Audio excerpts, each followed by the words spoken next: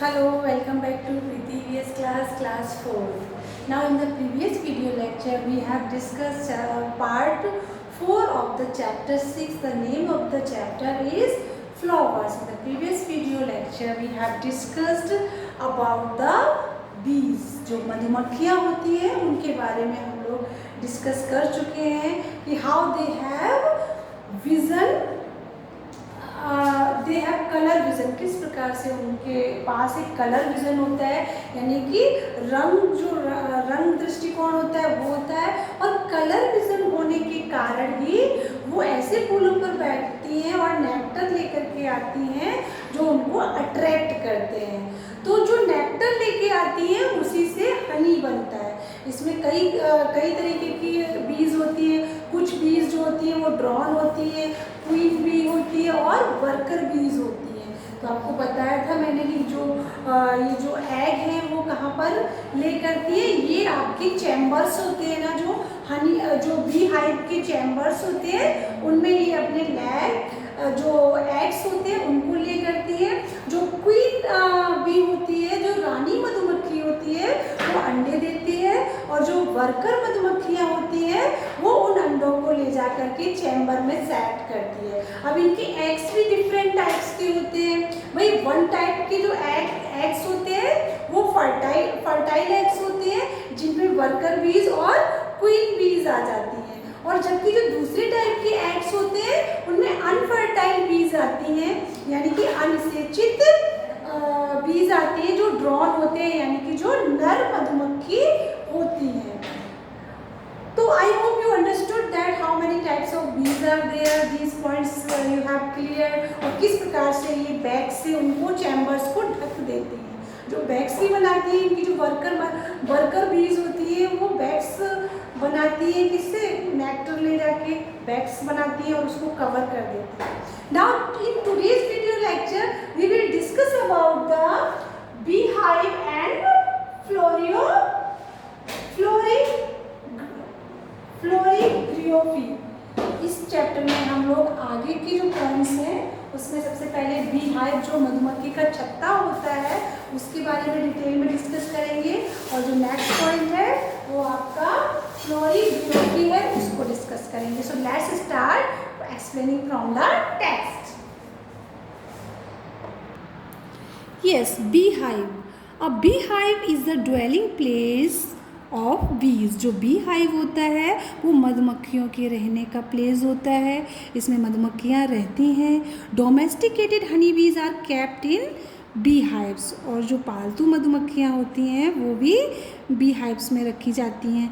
The bees use the hive space to raise a brood and to store honey for winter। जो बीज हैं वो hive को क्यों रखती हैं, जिससे कि उसमें वो ब्रूड कर सकें।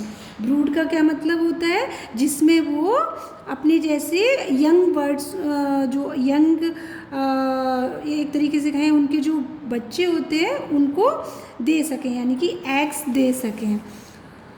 And to store honey for the winter, और जिससे कि वो उस हाइव में विंटर के लिए हनी को स्टोर कर सकें। तो आपको टू यूज़ पता चल गए होंगे। जो बीज हैं वो हाइव में स्पेस क्या रखने के लिए करती हैं, ब्रूड और store honey for winter.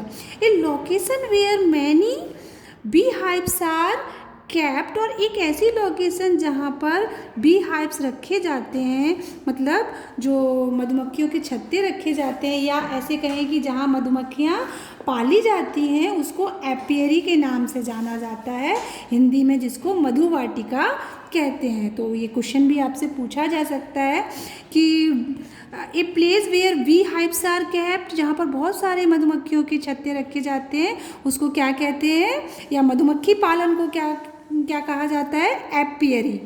There are 2 types of bee hives in an apiary.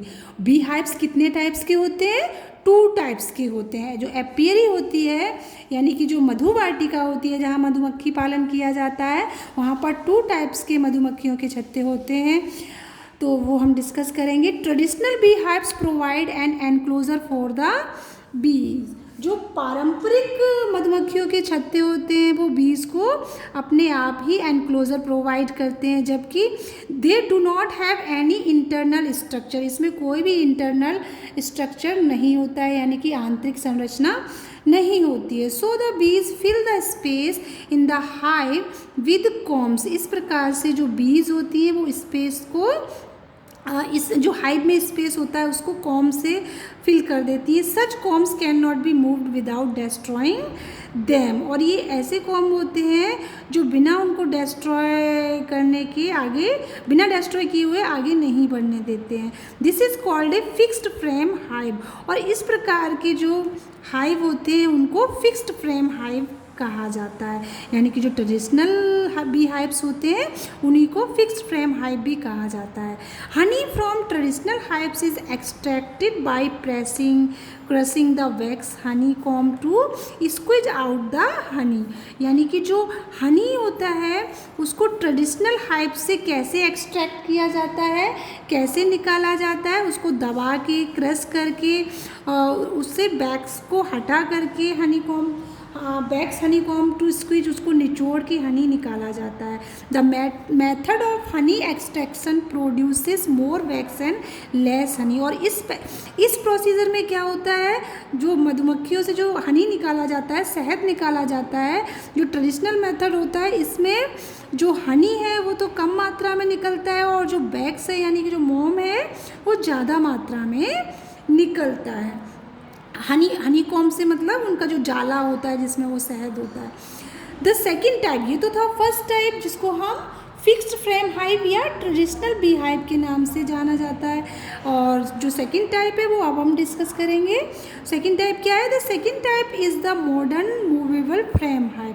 ये मूवेबल फ्रेम हाइव होते हैं, आप पिक्चर में देख सकते हैं किस प्रकार से मूवेबल फ्रेम हाइव दिखाया गया है, जिसको कहीं पर भी उठा के रखा जा सकता है। The modern bee hive is made up of series of square और रेक्टेंगुलर बॉक्सेस, ये स्क्वायर शेप में होता है या रेक्टेंगुलर शेप में इसके बॉक्स होते हैं, विदाउट ए टॉप और ए बॉटम, इसका ना तो टॉप होता है ना बॉटम होती है, and are placed one on the top of another, और एक दूसरे की टॉप पर दूसरी प्लेट लगी होती है।